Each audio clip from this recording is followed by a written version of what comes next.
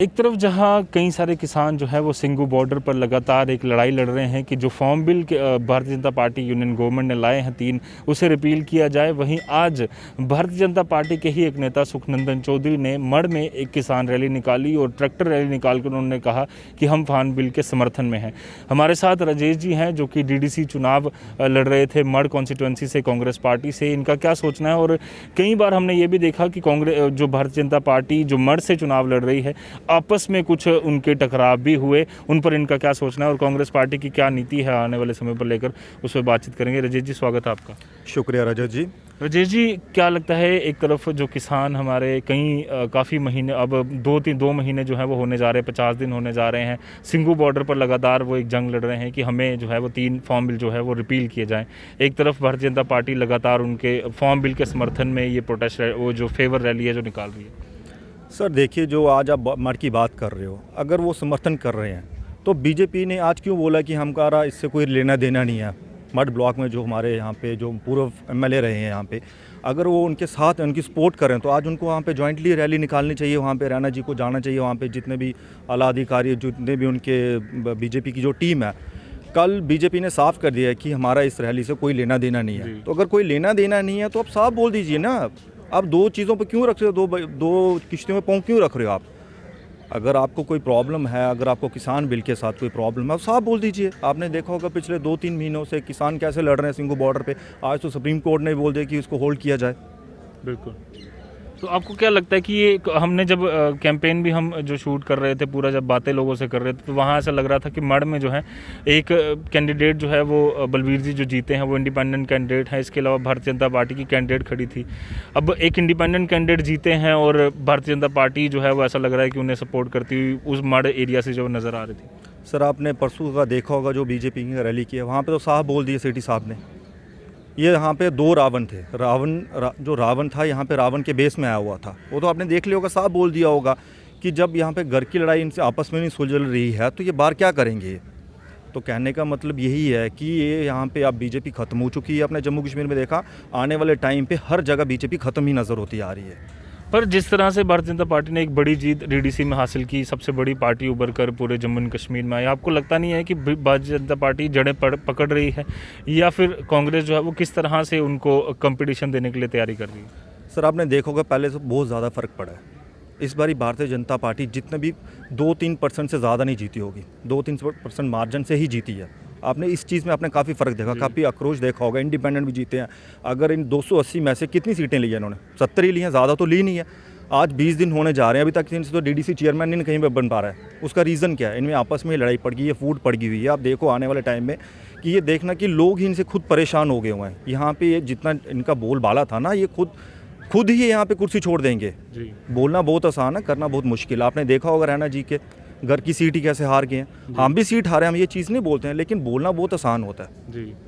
आपको लगता है कि अब कांग्रेस पार्टी किस तरह से तैयारियां कर रही है, क्योंकि ऐसा लगता है कि कांग्रेस पार्टी में भी जम्मू कश्मीर में जो है वो एक लीडरशिप की कमी जो है वो देखी जा रही है। कई सारे लोग ये एलिगेशन लगाते हैं जो कांग्रेस को छोड़ रहे हैं, वो ये कहते हैं कि अब वो माहौल, वो जो एक कांग्रेस पार्टी का जो दम था, जो रसूख था, वो अब नहीं रहा। सर आस्ता आस्ता वापस आएगा, फिक्र नहीं कीजिए। हम उसी पे बूथ लेवल पे फिर से स्टार्ट हो रहे हैं। बूथ लेवल से हम फिर से अपना ग्राउंड वर्क शुरू कर रहे हैं। बूथ लेवल से हम कमेटी बना रहे हैं। इसी पे हम मंथन कर रहे हैं कि हमारी कहाँ पे कमी रह गई है। इन्हीं कमियों को जल्द से जल्द हम पूरा करेंगे। आपको लगता है सेंटर की लीड जो आपकी जो केंद्र की जो जितने भी आपके टीम है उसको किसी तरह का विचार करने पर सोचना चाहिए कि अब एक नई राजनीति जो है वो चल रही है देश भर में, उसी तरह से उन्हें भी कोई स्ट्रेटजी तैयार करनी? बिल्कुल, इसीलिए तो उन्होंने युवा शक्ति आगे लाई है। युवा शक्ति ही देश को चेंज करेगी जी।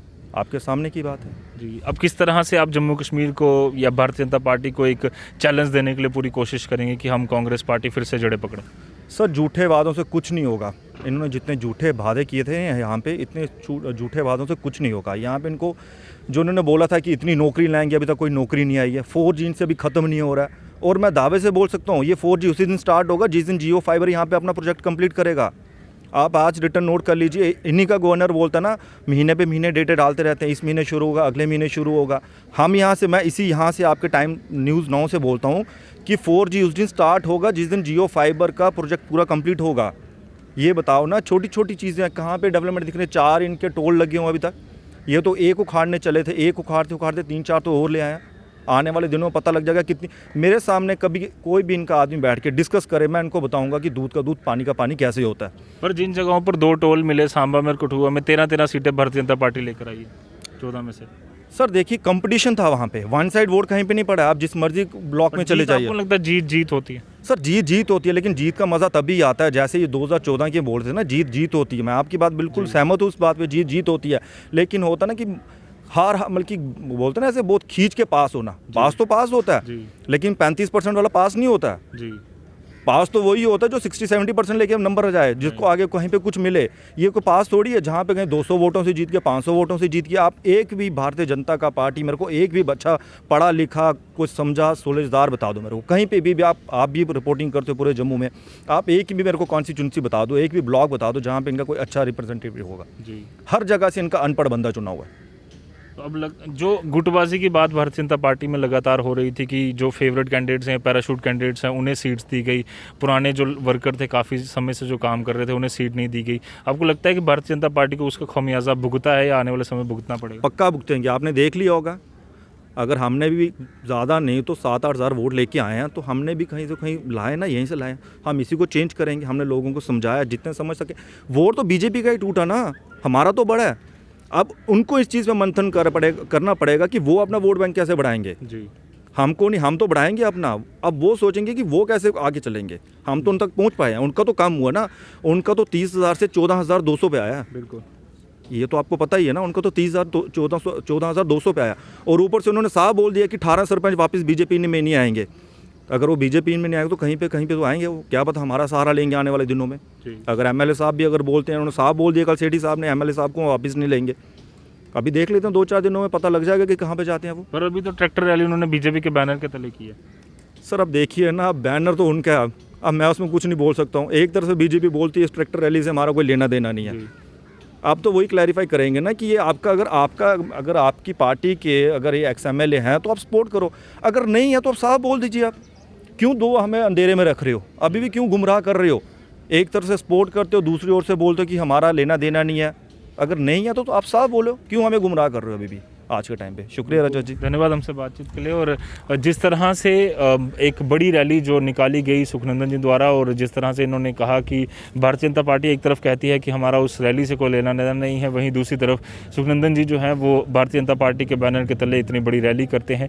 ये किस तरह की राजनीति भारतीय जनता पार्टी में चल रही है? क्या भारतीय जनता पार्टी कुछ गुटों में बढ़ चुकी है? एक कुछ कर रहा है, दूसरा कुछ कर रहा है, और जो पार्टी के मेन लीडर हैं उन्हें कुछ नहीं पता। आने वाले दिनों में ये देखना होगा कि सुखनंदन जी की पॉलिटिक्स और भारतीय जनता पार्टी क्या अलग अलग चलती है, या फिर ये एक ट्रैक पर किसी दिन लौट पाते हैं। कैमरामैन अंकुर सेठी के साथ Ajay Vora, the news now, Jammu.